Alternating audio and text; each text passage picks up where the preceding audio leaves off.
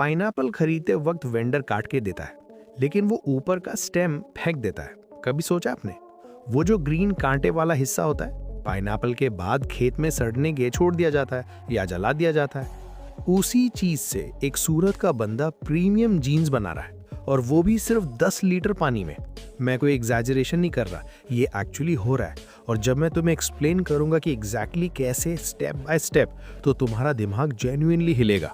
रुको, पहले स्केल समझो, क्योंकि बिना स्केल समझे ये स्टोरी अधूरी लगेगी। इंडिया दुनिया का दूसरा सबसे बड़ा पाइनएप्पल प्रोड्यूसर है। हर साल रफली 17 लाख टन पाइनएप्पल प्रोड्यूस होता है, मोस्टली नॉर्थ ईस्ट इंडिया में, केरला में, वेस्ट बंगाल में।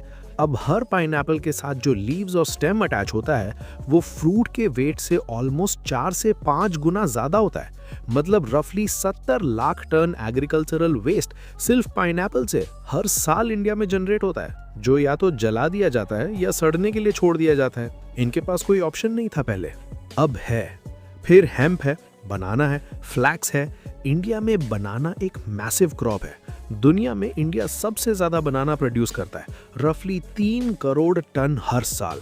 और बनाना का जो स्टेम होता है, जो पार्ट फ्रूट काट लेने के बाद खेत में खड़ा रहता है, वो भी वेस्ट है। कौन यूज करता है? कोई नहीं, जल जाता है या गल जाता है। अब इनको मिलाओ, pineapple waste, banana waste, hemp waste, crop stubble, और एक रफ एस्टिमेट लगाओ कि अगर ये सब टेक्सटाइल में कन्वर्ट हो जाए तो कितने कपड़े बन सकते हैं। यार, इंडिया में सिर्फ एग्री वेस्ट से इतना फाइबर निकल सकता है कि हम इंपोर्ट करना बंद कर दे। फिलहाल इंडिया हर साल रफली 6000 करोड़ डॉलर का टेक्सटाइल एक्सपोर्ट करता है, और रॉ कॉटन का बहुत डिपेंड करता है। कैनवलूप जैसी टेक्नोलॉजी अगर स्केल हो तो ये डिपेंडेंसी पूरी बदल सकती है। लेकिन बताता हूँ एग्जैक्टली कैसे बनती है ये फाइबर, क्योंकि यही असली मैजिक है।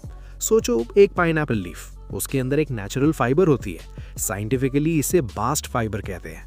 ये फाइबर स्ट्रक्चरली बहुत स्ट्रांग होती है। नेचर ने इसे इवॉल्व किया है ताकि प्लांट खड़ा रह सके, तेज हवा में भी।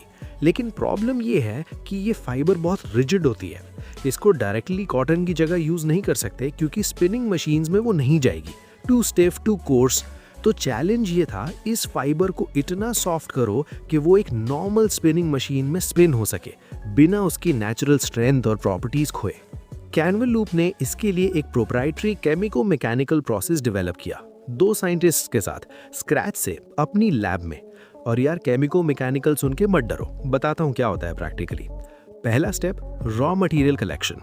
किसानों से directly pineapple leaves, hemp stalk, banana stems खरीदा जाता है। ये उनके लिए एक्स्ट्रा इनकम है। जो चीज वो पहले जलाते थे वो अब बिकती है, सीधा बेनिफिट टू फार्मर। दूसरा स्टेप, मैकेनिकल डीकॉर्टिकेशन। एक मशीन है जो इन प्लांट्स के आउटर लेयर को फिजिकली क्रश करती है और अंदर से रॉ फाइबर निकाला जाता है। सीधा एनालॉजी, जैसे शुगर केन क्रशर में से जूस निकालते हैं, वैसे ही फाइबर निकालते हैं। लेकिन ये फाइबर अभी भी रफ है। तीसरा स्टेप, बायोकेमिकल ट्रीटमेंट। यहाँ पे एक्चुअल इनोवेशन है। ट्रेडिशनल टेक्सटाइल इंडस्ट्री में जूट या कॉटन को प्रोसेस करने के लिए हार्श केमिकल सॉल्वेंट्स यूज होते हैं, जो पानी में घुल के नदियां खराब करते हैं। कैनवलूप इसका बायोडिग्रेडेबल बायोकेमिकल से काम करता है। ये केमिकल्स फाइबर के अंदर के लिग्निन और पेक्टिन को ब्रेक डाउन करते हैं। बेसिकली वो चीजें जो फाइबर को स्टिफ बना के रखें। सीधा एनालॉजी, सोचो कि फाइबर एक कसा हुआ हाथ है। ये बायोकेमिकल्स उसकी मसल्स रिलैक्स करते हैं, हाथ खुल जाता है, फाइबर सॉफ्ट हो जाती है। चौथा स्टेप, और ये सबसे इंपॉर्टेंट है, क्लोज्ड लूप वाटर रिसाइकलिंग। मतलब इस पूरे प्रोसेस में जो पानी यूज होता है वो बाहर नहीं जाता, सिस्टम के अंदर ही रिसाइकल होता है, ड्रेन्स में नहीं जाता, नदियां खराब नहीं होती। और हीट जो चाहिए इस प्रोसेस में, वो बायो वेस्ट से जनरेट होती है। मतलब उन्हीं प्लांट्स के लेफ्ट ओवर मटेरियल को जला के हीट बनाते हैं।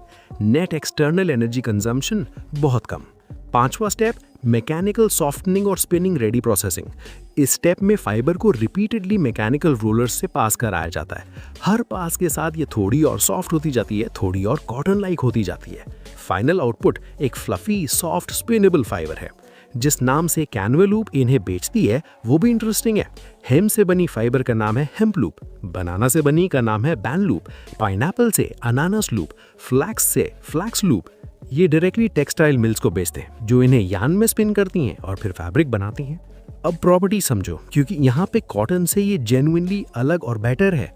पहली चीज, एंटी यूवी प्रोटेक्शन। पाइनएप्पल और हेम्प फाइबर में नेचुरली एक स्ट्रक्चर होती है जो यूवी रेस को ब्लॉक करती है। कॉटन में ये नहीं होती।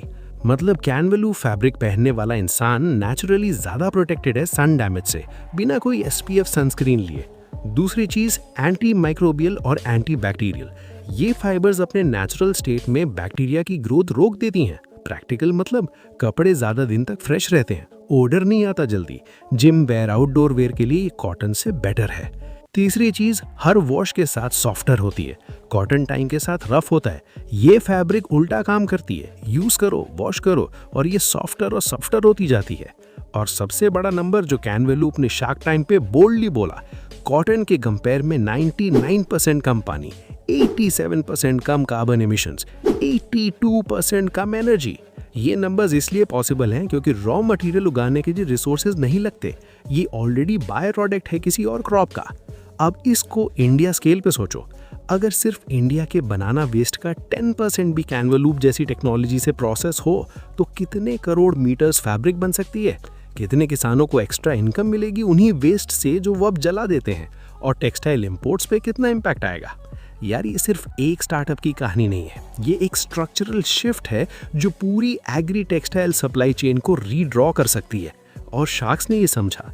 शार्क टैंक इंडिया सीजन 3 में इकोप्रेन्योर एपिसोड पे 5 के 5 शार्क्स ने डील किया। अमन गुप्ता, अनुपम मित्तल, अजहर इकबाल, नमिता थापर, राधिका गुप्ता, सब ने मिलकर 2 करोड़ रुपए दिए 4% इक्विटी पे।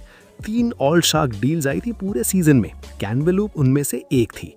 आज कंपनी की एनुअल रेवेन्यू है 11 करोड़ रुपए, टोटल फंडिंग क्रॉस कर चुकी है $2 मिलियन और अभी अप्रैल 2025 में फ्रेश $1.5 मिलियन रेज हुआ GVFL और रॉकस्टार कैपिटल से प्रोडक्शन कैपेसिटी स्केल करने के लिए। टारगेट 2030 तक एग्रीकल्चरल वेस्ट फाइबर को मेन स्ट्रीम फैशन मटेरियल बनाना, 2000 करोड़ वैल्यूएशन 7 सालों में। और यार ये एक बात जो श्रेयांश बार बार कहता है, फैशन ब्रांड्स का ग्रीन वॉशिंग प्रॉब्लम। एक ब्रांड अपनी कलेक्शन में 2% सस्टेनेबल मटेरियल यूज करके पूरी कलेक्शन को इको फ्रेंडली बोल देती है।